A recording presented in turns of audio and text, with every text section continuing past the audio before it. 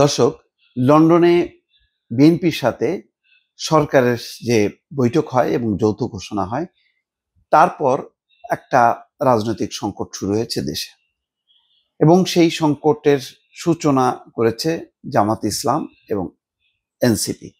তারা ওই বৈঠকের বিরোধিতা করেছে। তারা বলছে যে এইভাবে যৌথ ঘোষণা হতে পারে না।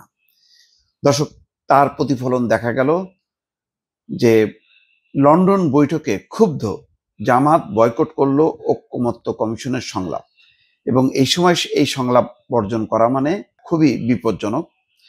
এই কারণে যে লন্ডন বৈঠকে যেটি ঠিক হয়েছিল যে সংস্কার এবং বিচারের যথেষ্ট অগ্রগতি সাপেক্ষে রমজানের প্রথম ভাগে বা ফেব্রুয়ারির প্রথম ভাগে নির্বাচন।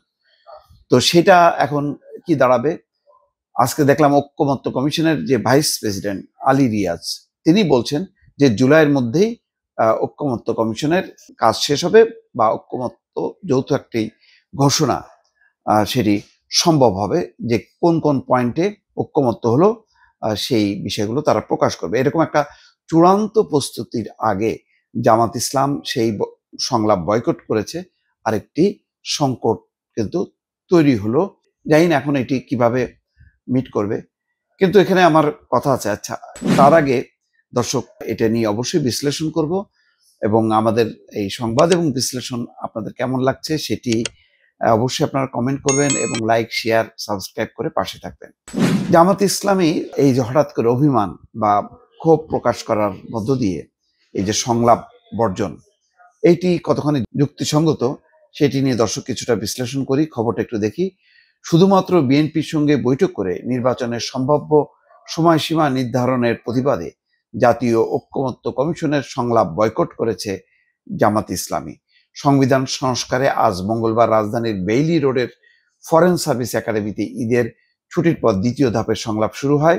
3 দিন ব্যাপী এই সংলাপে 30টি রাজনৈতিক দল এবং জোটকে আমন্ত্রণ জানানো হয়। বিএনপি, এনসিপি সহ অন্যান্য দল এলেও জামাত আসেনি। তবে এনসিপি বয়কট করেনি, এনসিপি এসছে। দলের সহকারী সেক্রেটারি জেনারেল এবং এতদিন সংলাপে প্রতিনিধিত্বকারী করা ডক্টর হামিদুর রহমান আজাদ সমকালকে বলছেন, একটি দলের সঙ্গে বৈঠক করে নির্বাচনের সময়সীমা ঠিক করায় সরকারের অবস্থান নিয়ে প্রশ্ন তৈরি হয়েছে বলে মনে করে জামাত। এর প্রতিবাদে জামাত সংলাপে যায়নি, সরকার অবস্থান পরিষ্কার করবে বলে জামাত আশা করে। এখন একটা বিষয়, যে জামাত তো আলাদাভাবে ডক্টর মোহাম্মদ ইউনূসের সঙ্গে বৈঠক করেছে, বিএনপি করেছে, এনসিপি করেছে, বাকিরা কিন্তু সম্মিলিতভাবে বৈঠক করেছে। তাহলে অন্যান্য দলগুলি মিলে যদি বলে যে আমরা সম্মিলিতভাবে আমাদের বৈঠক হলো না, কেন আলাদাভাবে বৈঠক করলো বিএনপি, এনসিপি এবং জামাত, সেই প্রশ্নটাও তো তোলা যায়। যেমন এখানে বলছে যে বিএনপির সঙ্গে বসে কেন যৌথ ঘোষণা হবে, এতগুলো রাজনৈতিক দলকে বাদ দিয়ে। এতগুলো রাজনৈতিক দলকে বাদ দিয়ে জামাত নেতারা তো ডক্টর মোহাম্মদ ইউনূসের সঙ্গে আলাদাভাবে বৈঠক করেছে, তখন তো বলতে পারতো যে না, বিএনপি, জামাত, এনসিপি সহ সব রাজনৈতিক দলকে নিয়ে আমরা ডক্টর মোহাম্মদ ইউনূসের সঙ্গে খোলামেলা আলোচনা করব। শুধু তাই না, খেয়াল করেন ওই বৈঠকের পরপরই কিন্তু জামাত নেতারা সেনাপ্রধানের কাছেও গিয়েছিল। তাহলে জামাত যখন নাকি আলাদাভাবে ফাংশন করে, সেটা নিয়ে তারা নিজেরা কোনো আত্মমূল্যায়ন করে না বা আত্মসমালোচনা করে না, বা অন্যরাও এটা নিয়ে কোনো বক্তব্য রাখছে না। কিন্তু বিএনপি কেন লন্ডনে বৈঠক করলো, সেটা হলো তাদের বিষয়। অথচ বৈঠকের বিষয়বস্তু কি? বৈঠকের বিষয়বস্তু রমজানের প্রথম ভাগে, অর্থাৎ রমজান শুরু হওয়ার আগেই ফেব্রুয়ারির প্রথম ভাগে নির্বাচনটা এগিয়ে না, যেটা জামাতের আমির স্বয়ং বলেছিল যে তারা চায় রমজানের আগেই নির্বাচন, অর্থাৎ ফেব্রুয়ারি মাস, আর বিএনপির হলো ডিসেম্বর মাস। তখন কিন্তু বোঝা যাচ্ছিল যে তারা মোটামুটি কাছাকাছি অবস্থায় এসছে। তো মোটামুটি খুব একটা ভায়োলেশন হয়নি। এবং সেখানে এমন না যে সরকার বলেছে যে আচ্ছা ঠিক আছে, সংস্কার বিচার দরকার নেই, আমরা নির্বাচনটা দেব, বিএনপি যেহেতু চাইছে। কিন্তু তারা তো বলছে, শর্ত দিচ্ছে যে বিচার এবং সংস্কারের যথেষ্ট অগ্রগতি সাপেক্ষে। তো এখন যদি সেই অগ্রগতিটা হয় বৈঠকগুলির মধ্য দিয়ে, তাহলে সমস্যা কোথায়? সমস্যা থাকা তো কথা না। তাহলে কেন জামাতের এত মাইন্ড করার কি আছে?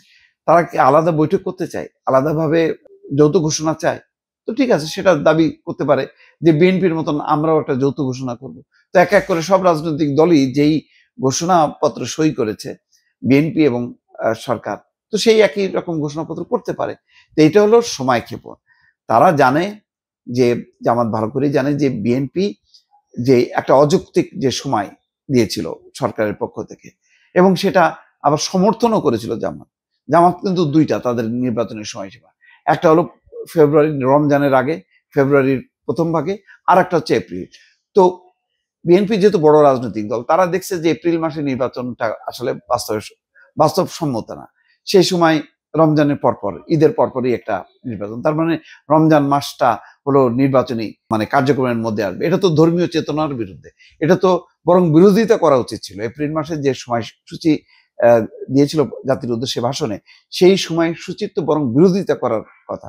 তো সেই বিরোধিতা না করে তারা সাপোর্ট করছে, এবং এখন একটা যে জটিল পরিস্থিতি তৈরি করছে, এটা খুবই অনাকাঙ্ক্ষিত। এই কাজগুলো পিছানোর মধ্য দিয়ে একটা জটিলতা তৈরি করা এবং একটা নির্বাচনবিহীন অবস্থার মধ্যে আরো প্রলম্বিত হওয়াটা কতখানি বিপদের মধ্যে পড়বে দেশ, এটা নিশ্চয়ই সবার অনুধাবন করা উচিত। দর্শক ভালো থাকবেন, আল্লাহ হাফেজ।